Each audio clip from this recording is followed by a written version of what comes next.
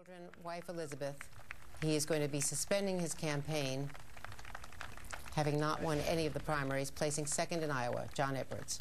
Thank you all very much. We're very proud to be back here.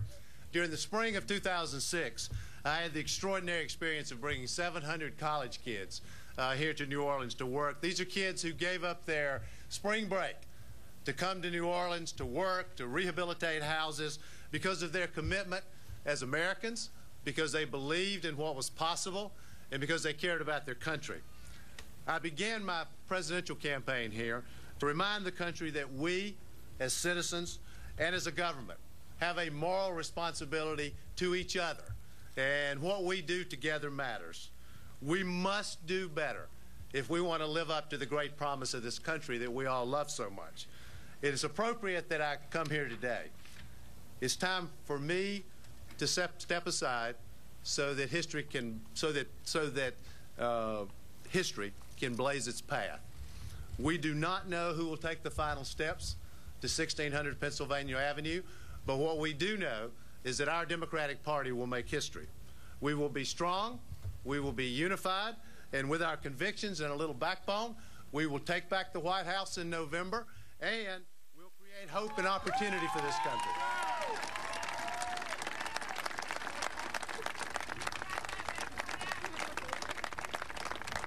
This journey of ours began right here in New Orleans. It was a December morning in the lower Ninth Ward when people went to work.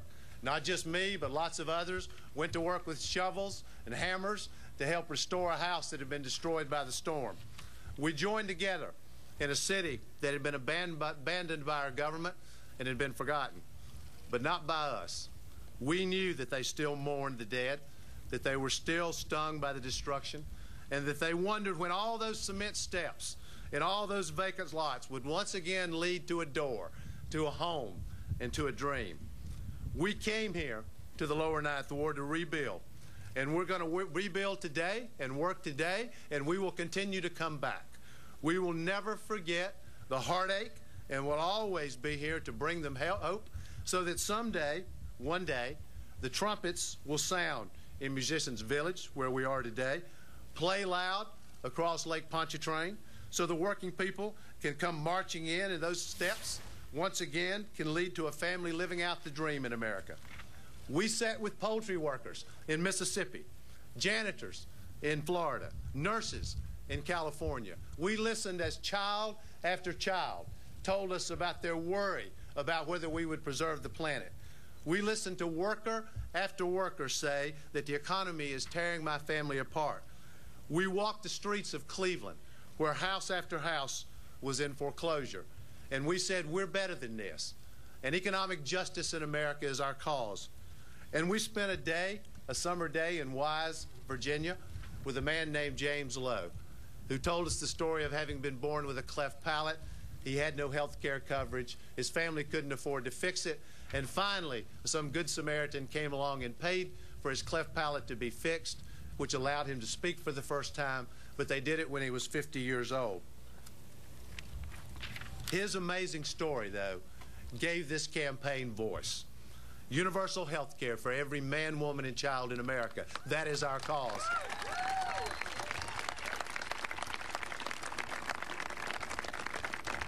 And we do this for each other in America. We don't turn away from a neighbor in their time of need, because every one of us know that but for the grace of God, there goes us.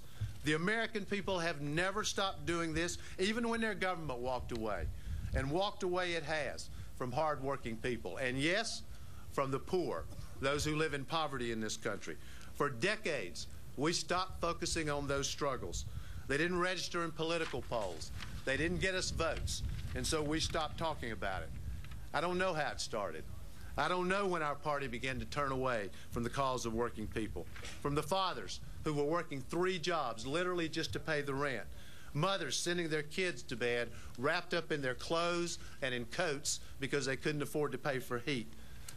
We know that our brothers and sisters have been bullied into believing that they can't organize and can't put a union in the workplace. Well, in this campaign, we didn't turn our heads. We looked them square in the eye and we said, we see you, we hear you, and we are with you, and we will never forget you. And I have a feeling that if the leaders of our great Democratic Party continue to hear the voices of working people, a proud progressive will occupy the White House. Now, I've spoken to both Senator Clinton and Senator Obama. They have both pledged to me, and more importantly, through me, to America, that they will make ending poverty central to their campaign for the presidency.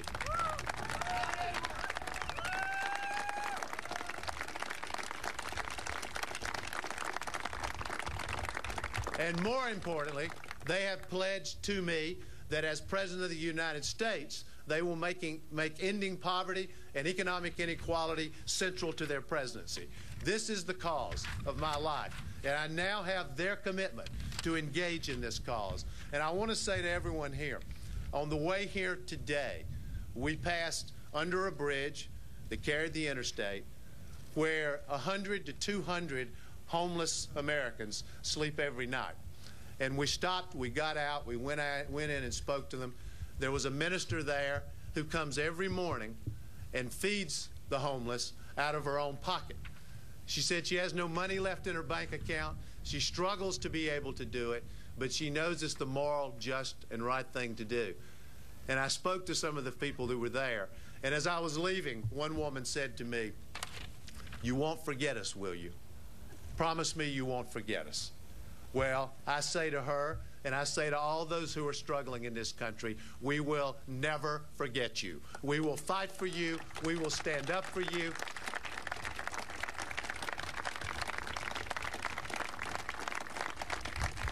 But I want to say this. I want to say this because it's important. With all of the injustice that we've seen, I can say this. America's hour of transformation is upon us. It may be hard to believe when we have bullets flying in Baghdad. It may be hard to believe when it costs $58 to fill your car up with gas. It may be hard to believe when your school doesn't have the right books for your kids.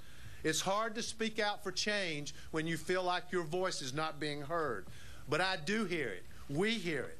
This Democratic Party hears you. We hear you once again. And we will lift you up with our dream of what's possible. One America that works for everybody. One America where struggling towns and factories come back to life because we finally transformed our economy by ending our dependence on oil. One America where the men who work the late shift and the women who get up at dawn to drive a 2-hour commute and the young person who closes the store to save for college, they will be honored for that work. One America where no child will go to bed hungry because we will finally end the moral shame of 37 million people living in poverty.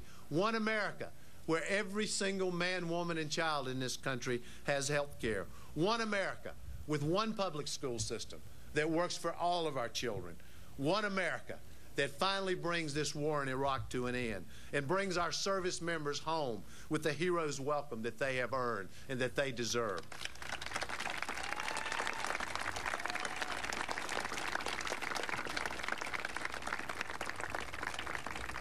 Today, I am suspending my campaign for the Democratic nomination for the presidency. But I want to say this to everyone, with Elizabeth, with my family, with my friends, with all of you and all of your support. This son of a mill worker is going to be just fine. Our job now is to make certain that America will be fine. And I want to thank everyone who has worked so hard, all those who have volunteered, my dedicated campaign staff who've worked absolutely tirelessly in this campaign. And I want to say a personal word to those I've seen literally in the last few days. Those I saw in Oklahoma yesterday, in Missouri, last night in Minnesota, who came to me and said, "Don't forget us. Speak for us. We need your voice." I want you to know that you almost changed my mind. Because I hear your voice, I feel you, and your cause is our cause. Your country needs you, every single one of you.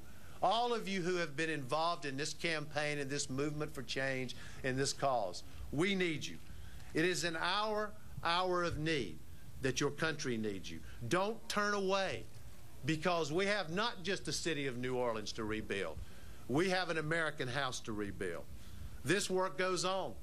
It goes on right here in Musicians Village. There are homes to build here and in neighborhoods all along the Gulf.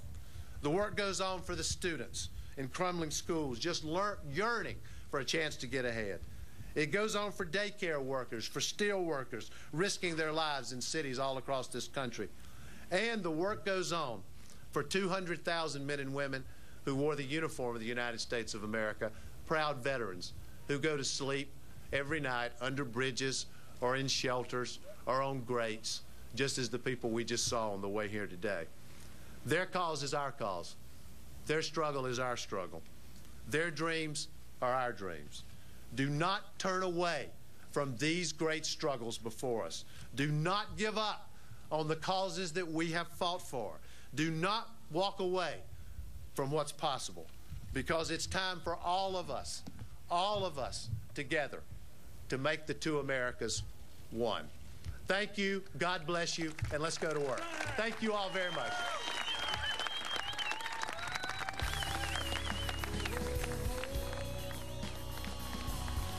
And with that, John Edwards, with his family, his wife Elizabeth, his children, the people from Habitat for Humanity who are joining him there, his campaign workers, ends a 5-year quest for the presidency. 4 years ago, having failed to get the nomination, he was the running mate with John Kerry. And now, of course, he once again has stepped back from the front lines and says he is not, clearly indicating he's not endorsing either, but says that he has a commitment from Barack Obama and Hillary Clinton to make poverty the central theme of their campaigns and of their presidencies if they are elected. Chris Matthews, how does that translate? How does that translate politically?